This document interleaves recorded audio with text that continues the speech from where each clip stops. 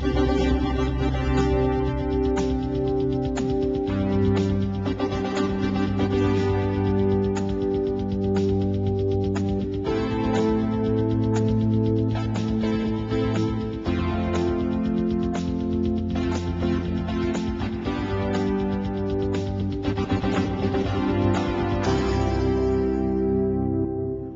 to this week's Meet the Democrats. Meet the Democrats is where we take a look at national, state, and local news through a Democratic perspective. On this week's show, we are going to premiere our new series, which is called On the Ballot. On the Ballot is where we're going to be sitting down with local Democratic candidates who are going to be asking for your vote. Today's first guest on the Ballot will be Bobby Guidry. Bobby Guidry will be joining us today, and he's actually a candidate for mayor of the city of Scott. Then we'll take a look behind the scenes at this year's Jefferson Jackson Dinner. Jefferson Jackson Dinner is an annual dinner that's held as a fundraiser for the Democratic Party. There we're able to interview and talk with Governor Blanco and many of the other Democratic movers and shakers throughout the state. However, as always, first off is this week in the news. Lamont beats Joe Lieberman in Connecticut. That's right. Connecticut voters turned out in record-breaking numbers for this highly contested race.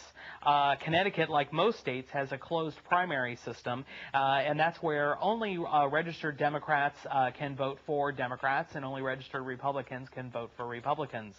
52% of Democrats chose Lamont over 48% that went to Lieberman.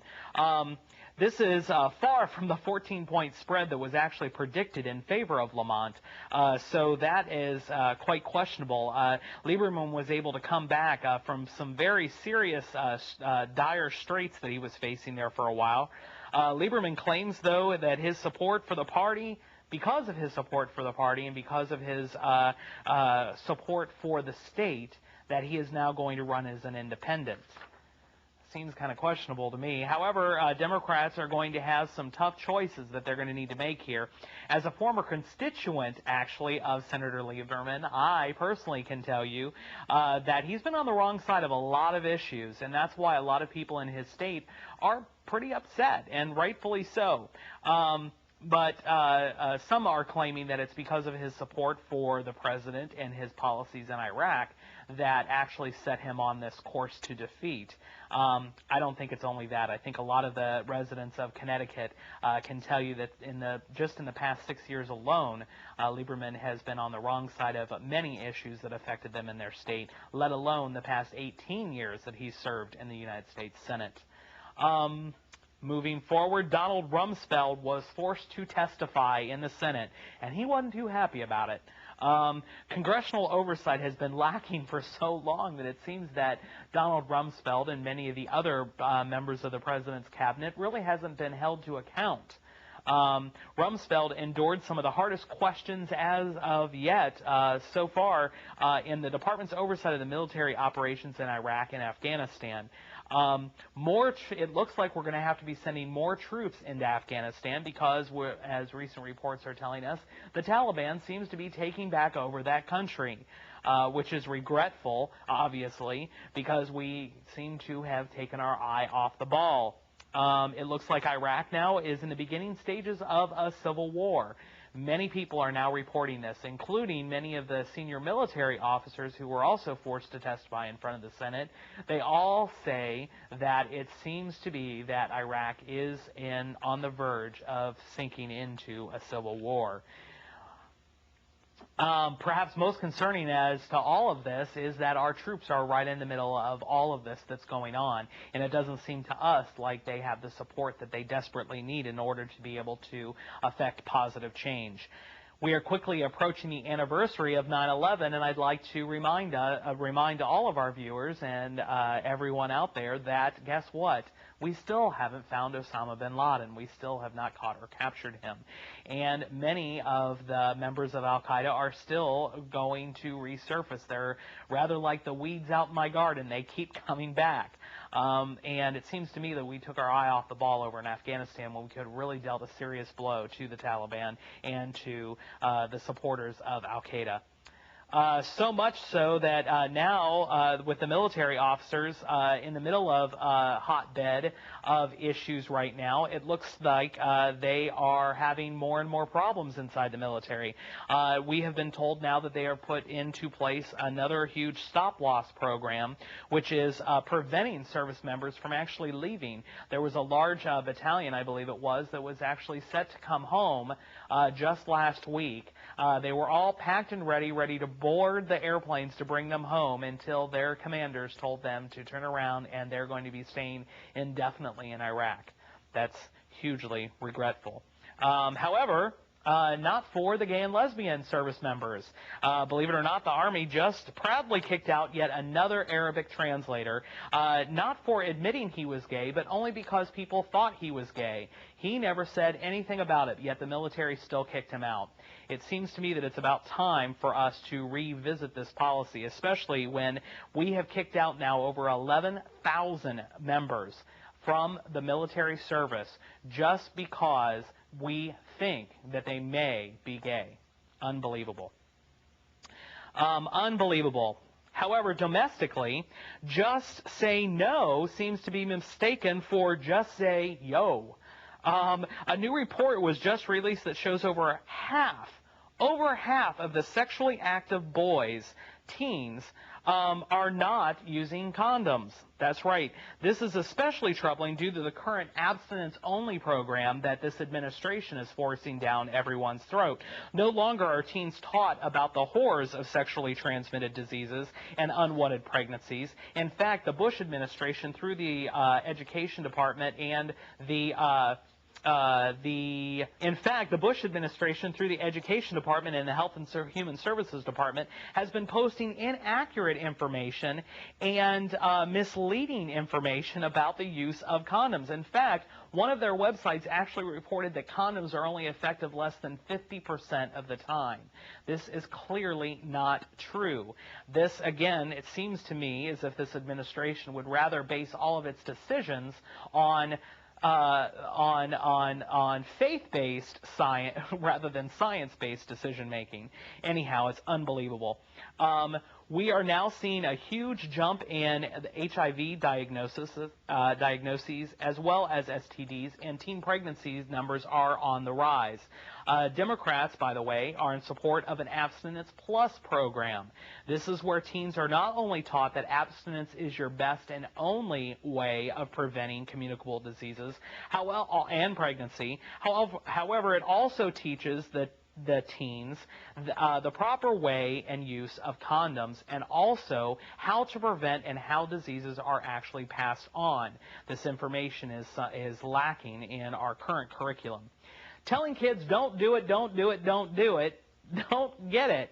The problem is we have to back that up with reason. We have to back that up with facts and information so that kids can make informed decisions. It seems to be that all we're doing right now is passing it down the road, and our kids are suffering for this. We are responsible. Mike Stagg attended the PPG labor rally this past week.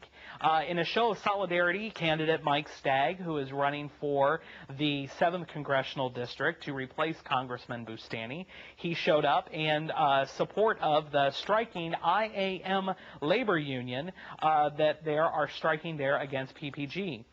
Here is what Mike had to say about that event. This is sort of a frontline skirmish in this whole war on the middle class that's being waged in the United States right now by corporate interest and with the cooperation of Republican Congress and administration. And so I think it's important that people understand that what the fight is about, and that people who are engaged in the fight in a way that these unions are get support from not just public officials and politicians, but that we get the word out to the broader public about what this fight is about. This is happening across the country, across industries. It's the whole attack on benefits, attack on pensions that's taking place, conversion from defined benefits to 401ks, lack of a defined contribution from companies.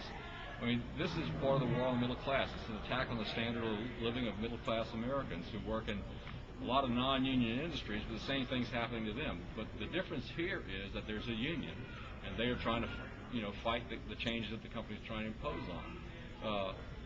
There's not a lot of union members, say, like in Lafayette, but in Lafayette, I hear people talking about what's happening to their pension plans as they get moved from these defined plans into these 401ks. This is people's retirement. I mean, the overall theme in corporate America and in the Republican Congress these days is that contracts are for suckers.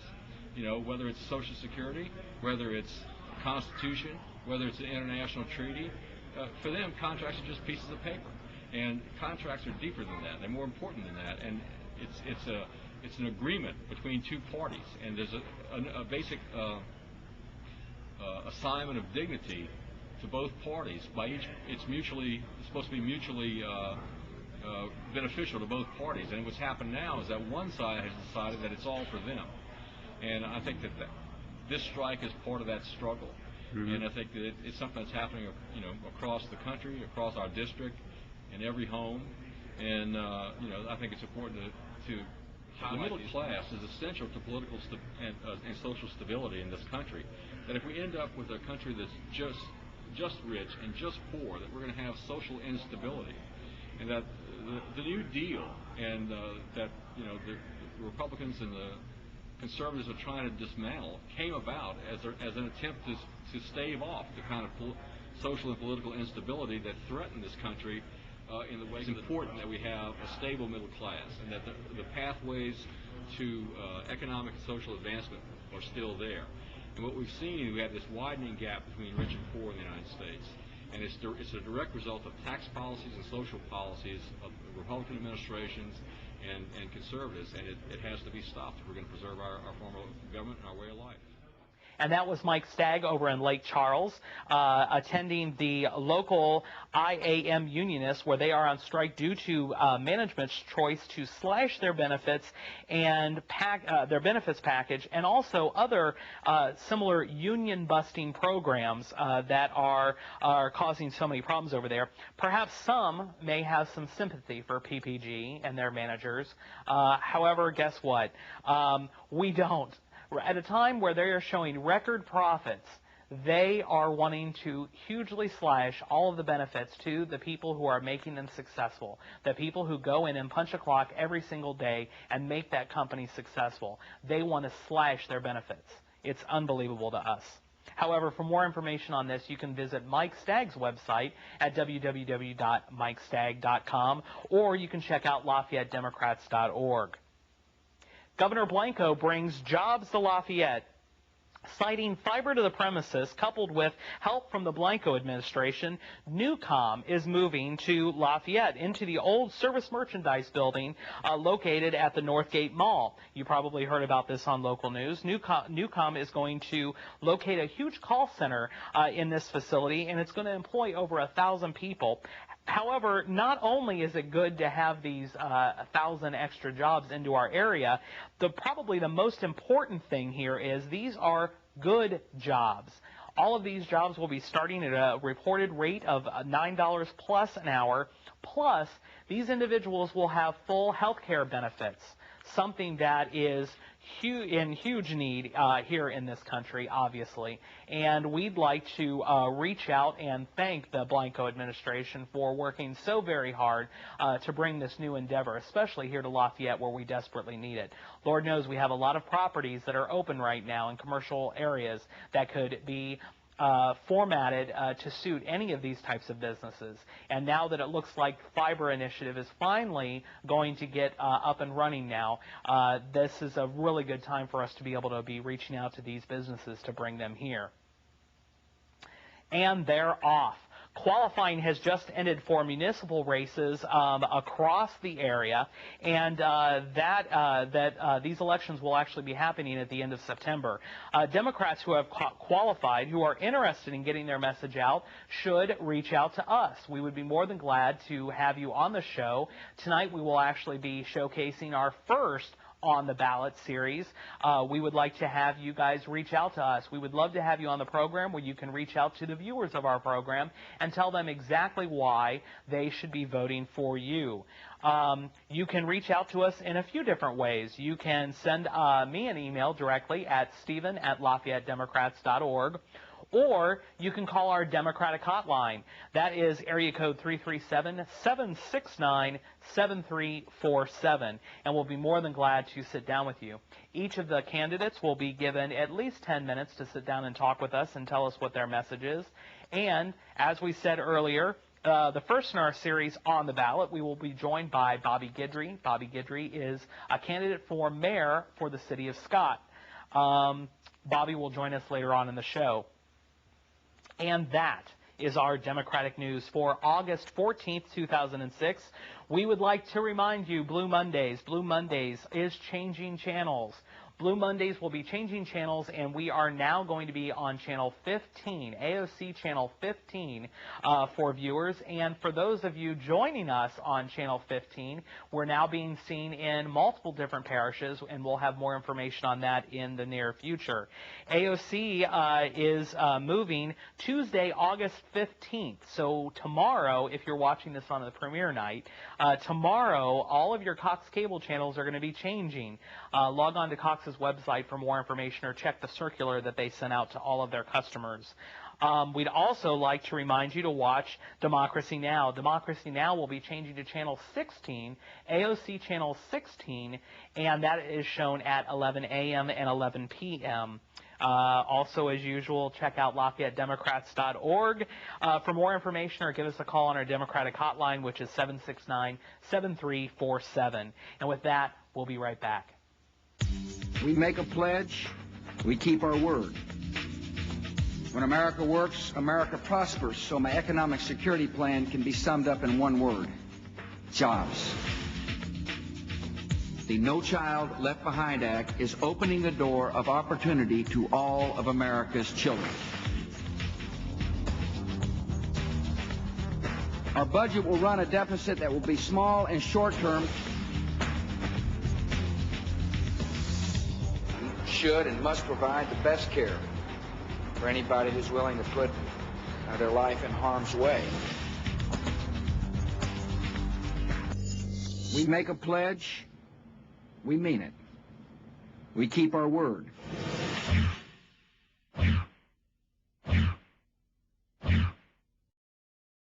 We keep our word. The Democratic National Committee is responsible for the content of this advertisement.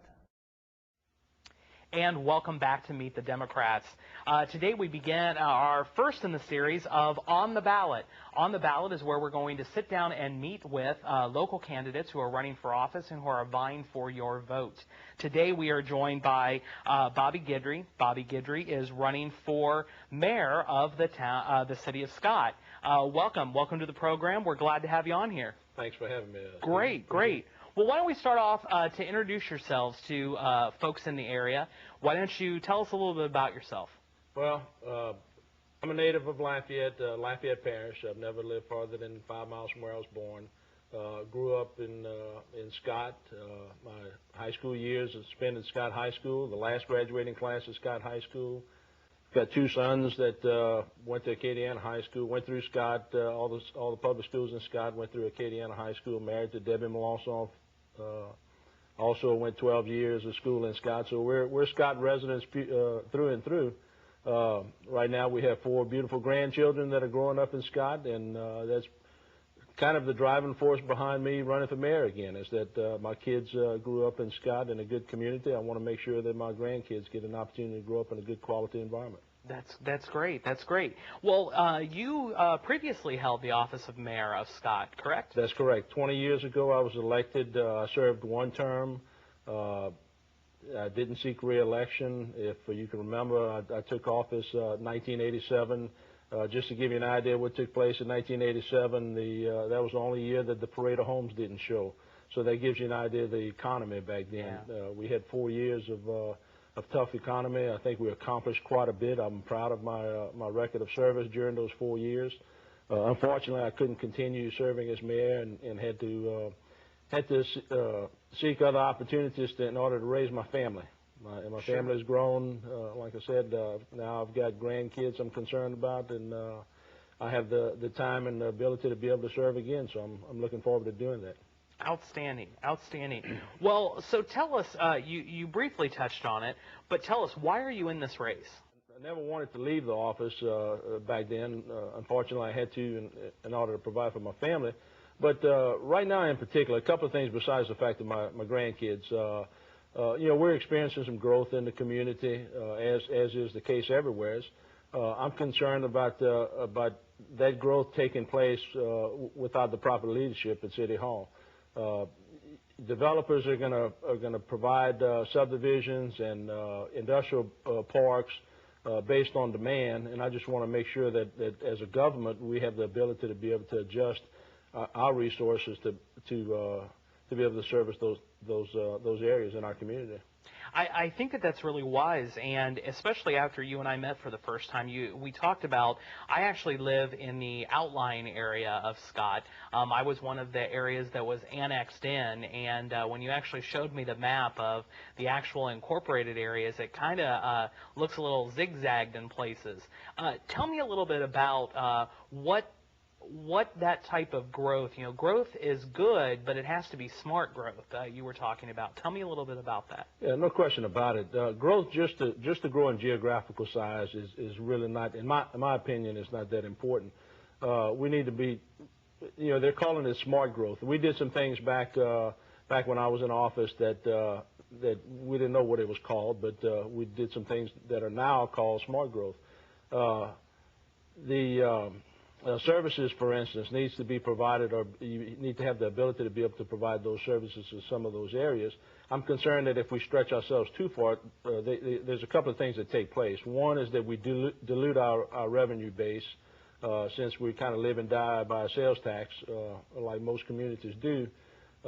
When we spread out and we start getting a lot of that property with the existing roads and those things that we have to provide those services, we dilute that revenue source. The other thing is to be able to adequately provide those services that those people need in those areas. Right. If you think in terms of fire protection and police protection, you know, we need to be able to provide those services, and they need to expect it, and they should expect it. Absolutely. And that's one of the things that I have to tell you I've been incredibly impressed with in the area was the two times that I did have a little bit of a scare with my alarm system going off in my house. The police responded in such an impressive time that it really made me thankful to be in the area that I'm in. But when you showed me that map, when you look on the far north side, you know, north of I-10, and if those units had to respond to me where I'm pretty far south of I-10, that's quite a haul. So it does make sense to be able to be looking at all of those services. Yeah, simply in the area of police and fire protection. I've talked to a number of groups already, and I've told them my number one priority is police and fire protection. We can have the best roads, we can have the best infrastructure. If you don't feel safe and comfortable in your homes, we have nothing. But we're fortunate we've got a great police and fire department. We've got great leadership there. We've got a great chief of police. I see my role is a little bit different now than it was 20 years ago. I see my role this time around, and not as much as having to run the police department, because we have, like I said, a great chief of police. My role, I see as mayor, is going to be in supporting his efforts and the efforts of his staff and his officers, as well as the fire department, making sure they have the resources available so they can get the training they need and they can get the equipment they need to properly do their job. That sounds really good. What are some other things? You mentioned that Scott has been under some significant growth. I know especially there towards I-10 and the service road, the expansion out there has just been quite unbelievable. What are your thoughts on the future growth and what you would like to see happen? Well, there's two things that I want to see happen as far as growth is concerned. If we're talking in terms of our business community, the first one is internal growth. I want to make sure that we do everything that we can as a city government to ensure that our businesses that we have in place right now can succeed. When I was in office 20 years ago, we formed the Scott Business Association, kind of used as a vehicle to be able to give those business people an opportunity to get together and exchange ideas that might help them succeed in their businesses. We want to continue to do those same things. We did a great Scott Look What We've Got campaign. I thought it was quite successful because Scott at that time was the only community in the area who had increase in sales tax revenues, remember, during those difficult times. And we want to, excuse me, we want to do those things again in this term. But we need to make sure that we take care of those businesses that are in place right now before we start looking for external growth. And the external growth is inviting other businesses to come in. Once they see the success, excuse me, once they see the success of the businesses that are in town, it's going to be an open invitation for them to want to come and be a part of that. Sure, sure, that's great. Well, what else would you like to tell our viewers? Well, actually, there's a couple of things I'm excited about that we want to do. Some of the things you can see on my website, and it's Vision 2020. It's basically my master plan for the future of Scott. I came up with that when I first started talking about seeking election as mayor. Someone asked, well, what are your plans? And I said, well, I'm not only going to tell you, I'm going to put it down in writing. But it's simply, if you look at it as business people will see, it's a simple business plan. But the beauty of it is they're going to be in the input from the community. I'm going to host stakeholder meetings, and everyone has a stake in our community, whether they're private citizens or businesses. We're going to host stakeholder meetings. We're going to have every department come together and make a presentation to those stakeholders. We're going to tell them what direction we want to move in, and give the stakeholders an opportunity to give us some insight on their feelings about what direction we need to move our community. I think the great part of that is the input from the people, and you get automatic buy-in. One of the things that took place when I first got elected 20 years ago, and this is a true story, I was at a Oriental restaurant, and I opened up a fortune cookie, and the fortune cookie had the will of the people as the best law. I put that little piece of paper on the back of my name tag at City Hall, and it still remains on that name tag that I have at home. And that's what Vision 2020 is about. It's going to be the will of the people. I'm going to provide the leadership that's going to move the city of Scott, but it's going to be the people that's going to decide what direction they want to move it in. Another point I want to make is, and you won't find it in my website, it's called SNAP. I call it SNAP, Scott Neighborhood Action Program. I want to bring the community together. We're fortunate that in some areas we have some neighborhood associations. In the neighborhood you live in, neighborhood associations. I want to create neighborhood associations throughout Scott. Then I want a representative of each one of those neighborhood associations to come and meet with us, meet with me, meet with a member of the fire department, police department, public works, and I want to address issues that are concerned to those neighborhoods in advance of them becoming a problem. One of the things that I dislike seeing on the news on occasion is people coming up and saying, we're going to take back our neighborhoods. Well, my question is, why did you give it up in the first place? So that's what SNAP is going to be all about. It's going to be in taking care of those neighborhoods in advance of any problems coming up, whether it be structural problems with the road, whether it be police and fire protection, whether it be utilities, lights, those types of issues. But we're going to be proactive in taking care of those neighborhoods. Outstanding, outstanding. Well, this will conclude our brief chat with you. What we would like to do is definitely encourage you to check out Bobby's website at bobbyguidry.com. There's a lot of great information on there, including ways to get in contact with him if you live in the Scott area.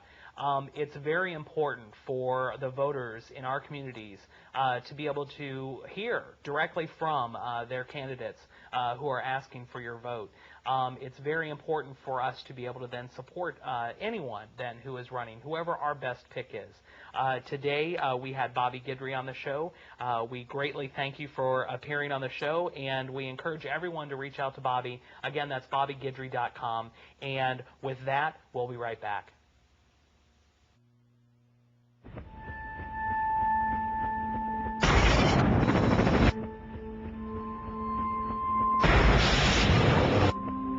You've been there for us. Let us be there for you. The hurricanes have affected everyone. If you are a rescue worker who needs someone to talk to, trained and caring help is waiting. Sometimes the bravest thing you can do is take care of yourself. And welcome back. We were afforded the opportunity to go and attend the JJ Dinner. The Jefferson Jackson Dinner is the annual Democratic get-together, which is basically a fundraiser for the Democratic Party. At this event, we were able to talk with a lot of the different movers and shakers, and we were featured with a lot of great speakers and a lot of energy in the room. Here's what we were able to see. I mean, this money is the CDBG money, and all the dollars that are dedicated to Louisiana to assist us in our rebuild. What's happening is that we had to get through the federal bureaucracy first. It took about 9 or 10 months to get there, and now we're dealing with the state's bureaucracy and the federals together. You know, since the event, New Orleans has operated, other than reimbursement of costs, a $120 million community disaster loan and $1.2 million and $1.3 million in state emergency funds, and that's it on a $600 million budget before Katrina. So we've got to get this money flowing quicker, hitting people, and impacting the communities much faster. That situation in the Middle East is so much larger. I think our forces are stretched thin. I mean, in Iraq and all around the world, and just having another conflict of this magnitude that has the potential to explode further and further drain the Treasury is a concern for us in New Orleans, and I'm sure it's a concern for everybody around the United States. Yep. We're going to do, but right now I'm concentrating on making sure that the things my district need are taken care of, and I'm not going to get the food fight over this thing. Right. There's a time and a place for that. Right now, the time is to continue to serve my district and my constituents. I think the people are ready for somebody that's going to govern. I think that the people are ready for people that are going to take seriously the problems that we have in this country. When you're $9 trillion in a hole, not counting another $3 or $4 trillion that's been spent outside the budget, then I think it's time for somebody to take control of this Congress and start trying to get us out of debt and get us back to being a stable economy. Average executive in this country earns more than a minimum wage earner does in the first 3 hours of his job. Period.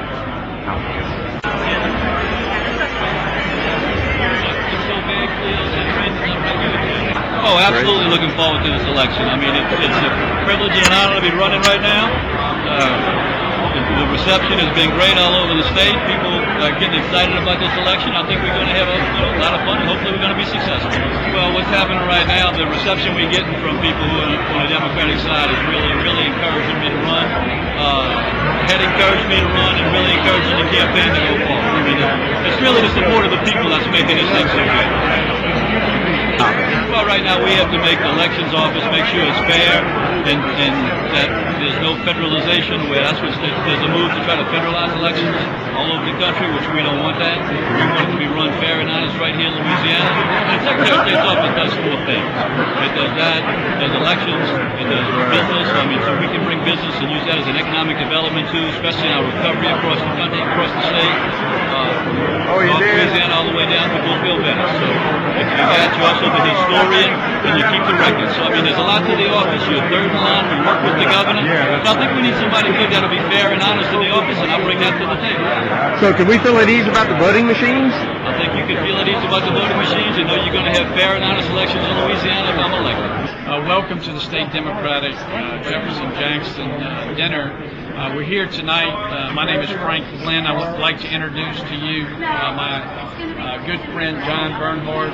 We're here campaigning this evening for Mark Warner. He's former governor of Virginia.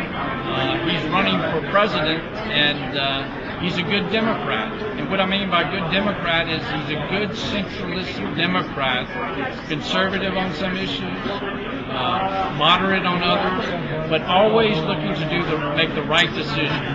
And he can bring people together. He believes education is important. He believes jobs is what's needed here in Louisiana. He's going to work hard for Louisiana. He's going to work hard for our nation. I think he'd make a great president. And I appreciate y'all coming to the Democratic dinner tonight and letting us speak on your television program. What we have here is a lot of good Democrats coming together, recognizing the importance of the upcoming elections, both local, state and federal elections, and I think we're going to see a good election return because people are looking for solutions and they're going to be looking to the Democrats for the right solutions.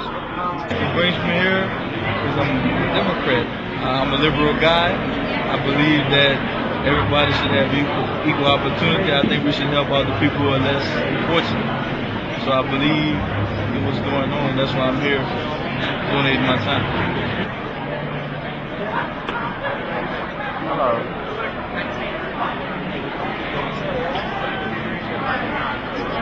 asked me, I think Louisiana needs a strong government, one that provides some leadership, and I can do that. I know how to put Louisiana back on our feet. Everybody's talking about getting money from Washington. I'm all for it, but they're leaving people off that ought to be paying their fair share. It's no question about it that oil companies have caused some of the coastal erosion, but no politician's asking the oil company to pay for the damage they caused. I'll do that. We have a debt we need to collect, and they owe us lots of money. There's been over 8,000 miles of canals dug in that marsh to facilitate drilling off our coast. And the Royal Dutch Shell, domiciled in the Netherlands, Citgo, domiciled in Venezuela, British Petroleum in England. These are foreign oil companies using our state, carrying up our coast, and no one's asking to pay for anything. And we need a fair way to tax oil and gas rather than just putting it on severance. A severance tax of people Lafayette Parish pays, but a processing tax or a foreign oil tax, everyone pays.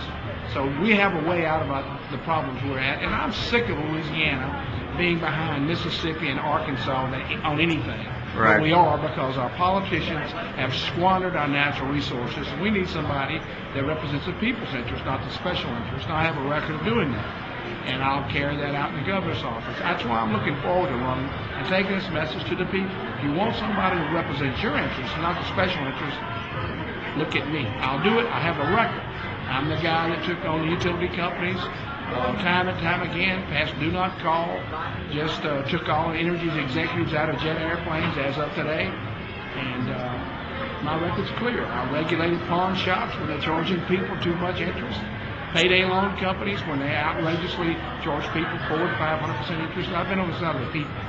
I'm pushing for offshore wind energy and trying to generate electricity in the Gulf of Mexico from windmills like they do in West Texas to lessen dependence on foreign oil and gas. I'm doing that in the Public Service Commission. There's a real chance for us to produce a lot of electricity in the Gulf of Mexico where we have wind at about 17 miles an hour or 20 miles an hour. It's constant. We can generate electricity and don't depend on foreign oil and gas. That's what we need. Gasohol. We need every kind of source of energy to lessen the burden of buying $3 gasoline at the pump. You see where these oil companies are making record profits. Oh, yeah. And really they have not a lot of mercy on the state of Louisiana, who's been their best partner ever. We asked Exxon to help us clean up Katrina. They gave us 2 hours of net profit. But yet when their president retired, they gave him $400 million. Outrageous. They gave one man more money than they gave the state of Louisiana, 50 times more money than they gave the state of Louisiana. And outrageous. Look what we've done for them in Louisiana. We've held our arms open when most states don't want them. We say, yes, we want you. We love the jobs. But we're not going to let you tear up our coast and not pay your bill. We have a debt they owe us, and I'm going to collect it.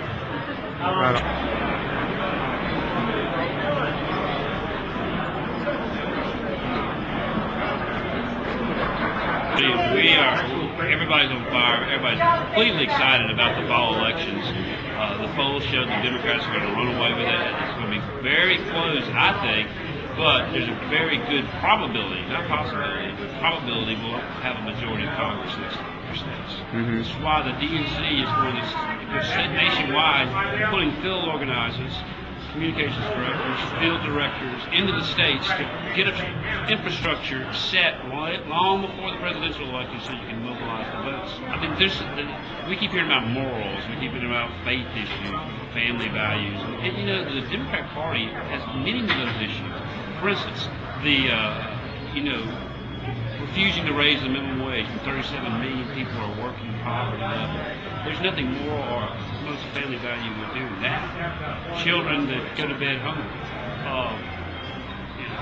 Seniors that have to choose between medication. Right. So those are the types of issues that government can change. The Republican administration does not do anything about it. The Democrats will. Once that message is communicated, people will start voting Democrat.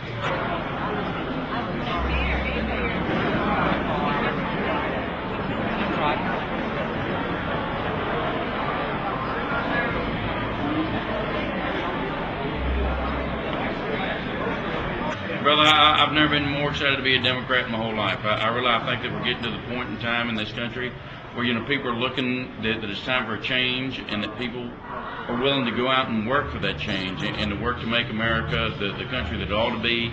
and to bring it back to the people. And that's what democracy and that's what America's all about.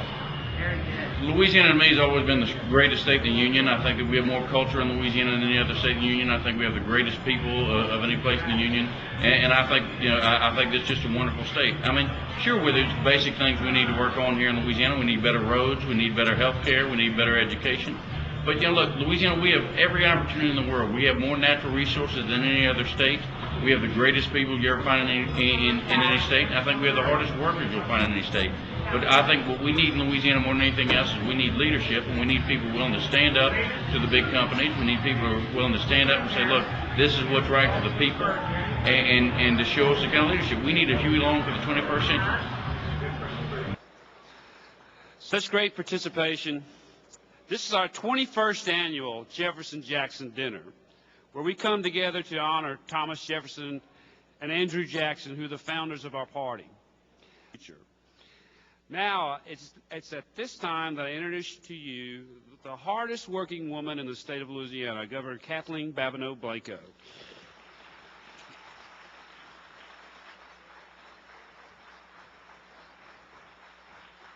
Good evening, Democrats. Hey. This is always a great event, this JJ Dinner. We welcome you, and I want to thank you for supporting the party, because it's very, very important that we all stay together, work together, and understand what it takes to make our people strong and better than ever before.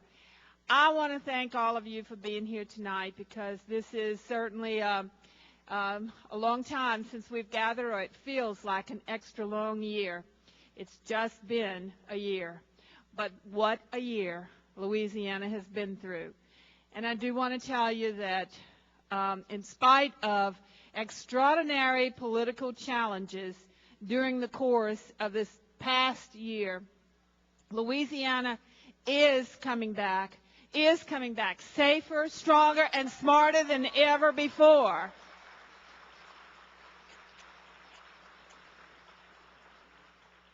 It took a lot of pushing, pulling, nudging, begging.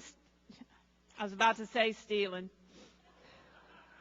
But we really had to do some hard work and just really play some hardball to get Congress and the administration to work for us. And our delegation was in there fighting and slugging, and we had Congressman Melanson and Jefferson just working as hard as they could, and Senator Landrieu fighting every day, every way possible. But I do want you to know that when I arrived in Washington, D.C., not knowing a whole lot of people, because I was an independent governor, feeling like I had it all together because we were moving this state. We were building an economy. We were getting rave reviews in education. We had done significant juvenile justice reform efforts. We had a lot of things going for us, and we were pushing in the right direction. And I really wasn't worried too much about having to know Washington personally. But when I got there, the people that I found were our friends, were the Democrats. They understood.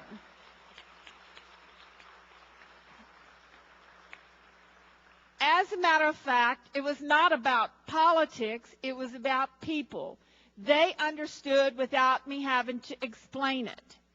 And there was a lot of work having to explain to people who did not want to understand our situation in the early days of our misery. But they finally all came to some understandings. And I want to tell our guest speaker tonight, Congressman Clyburn, what a thankful person, what a thankful governor I am for his leadership on the Appropriations Committee, because we asked big and we got big. Thank you, Congressman. We have some very hard-working members of Congress who spoke loudly for us and persistently, and I was speaking loudly and persistently and working to make things happen for us. If I had not gone up there, Louisiana citizens would be sitting today in a second-class citizen position to the citizens of Mississippi. And I went up to the White House and I just said, that is unacceptable. We are all citizens of the United States, and we're not going to take half a loaf when they get a whole loaf.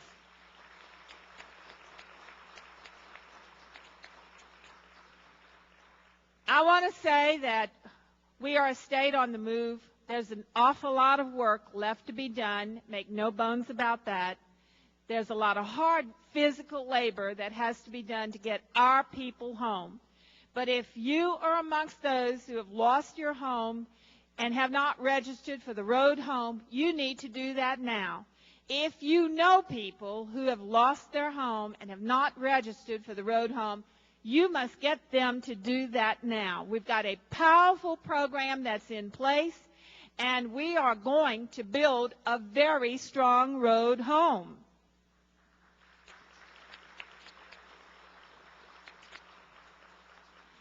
I want to thank Chris Whittington and Danny Young for organizing the party so well. It has strength, it has momentum, we are moving, and I think that it's been a long time since we've had such good people working to make this party strong in Louisiana. Thank you so much. I've been in Washington a year and a half. It seems like it's been an eternity with everything that's happened in the state of Louisiana in this past year. It's been one hell of an experience.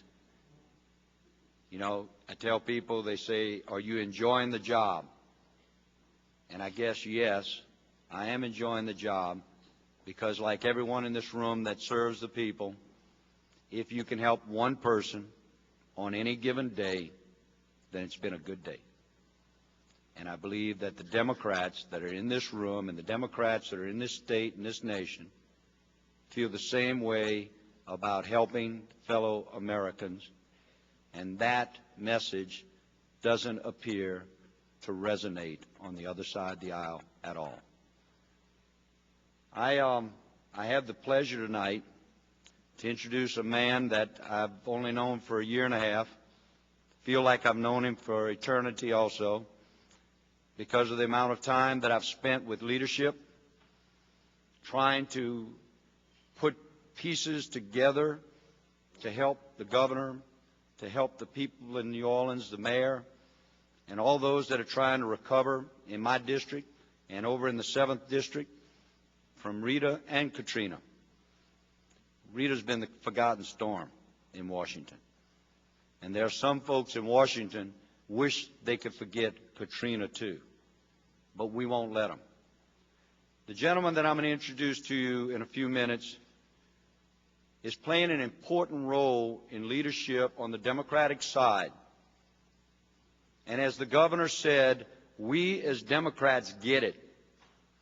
We understand it. These are people that are hurting, and the key point there is they're all Americans. And for some reason, this majority and this administration has forgotten, it appears, that we are the people that pay the taxes, and we are the people that they should be responding to.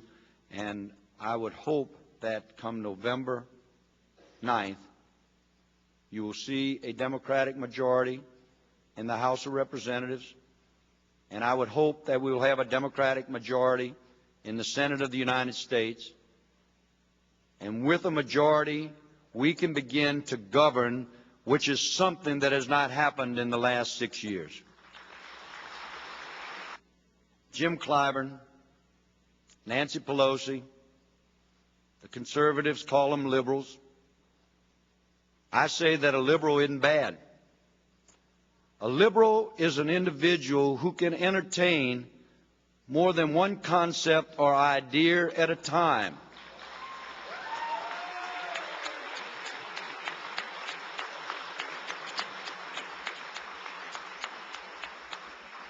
And conservatives dwell in the past and don't want to accept the future and have a severe problem with grasping more than one concept or idea at the time. this August 28th through 30th, Ms. Pelosi and Mr. Clyburn will lead a delegation. There will be no less than 20 Democratic members from the House to New Orleans and Mississippi, or to Louisiana and Mississippi, not to come and glad hand or tack a nail in a board or a 2x4. That's kind of hokey. That's for publicity. What the Democrats are coming to do on the anniversary of this tragic event called Katrina that preceded another tragic event called Rita is to sit down with the people that the governor and the mayor and the parish people have set as their leaders to bring recovery back to Louisiana, to understand the problems of hospitals, of municipalities, of parishes, of utilities, of every aspect that makes our lives normal. A lot of folks in Washington don't understand that. They're going to bring this delegation of no less than 20, and we're going to spend our time sitting down and trying to get to the root of what it will take to bring the Gulf Coast back to be bigger and better. And the difference, and I believe that's what the President said in Jackson Square, but the difference is we are not going to have just rhetoric in New Orleans. We're going to have conversations. We're going to explore the needs. Then we're going to return to Washington with an agenda. And when we are in the majority, we will move that agenda forward, which will move the entire Gulf Coast region of this United States forward also.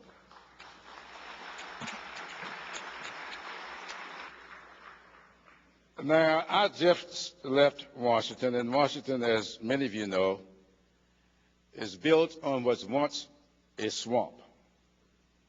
And this time of year, as you can imagine, it can get very hot, muggy, and pretty uncomfortable. But you and I are familiar with that kind of weather. But July is also the month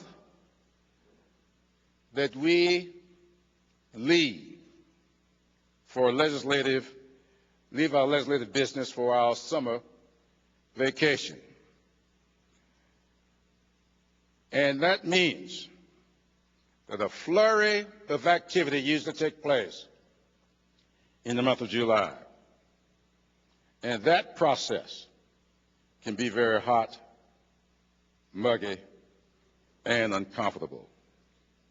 You'd think that in view of all the issues that are on the minds of the people here in Louisiana and throughout these United States, we'll be up there in Washington passing laws to rebuild levees and coastal restoration, to fully fund the rebuilding of the Gulf Coast.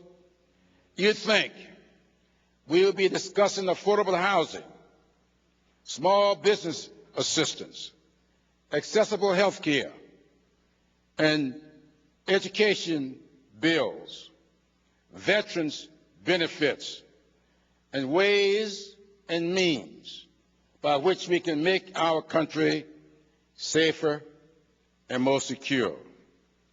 But we're doing none of that.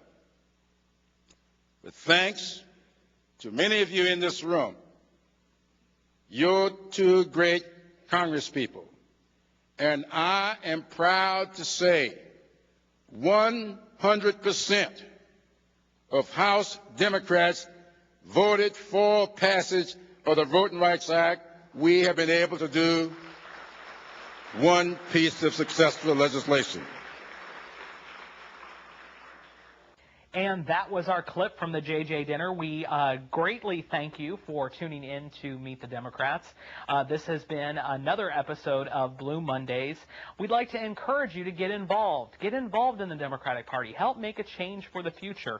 Log on to LafayetteDemocrats.org or give us a call at on our number here locally at 769-7347.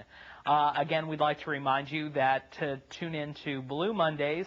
Blue Mondays is where you can catch us every single Monday night at 9 o'clock on AOC Channel 15. Remember, that is changing. AOC Channel 15 every single Monday night at 9 p.m. We'd like to thank you for joining us on this another show. We'd like to have you come back next week where we'll have the ACLU Freedom Files on Blue Mondays next week on AOC Channel 15. Again, thanks a lot for joining us. Have a great week. Take care.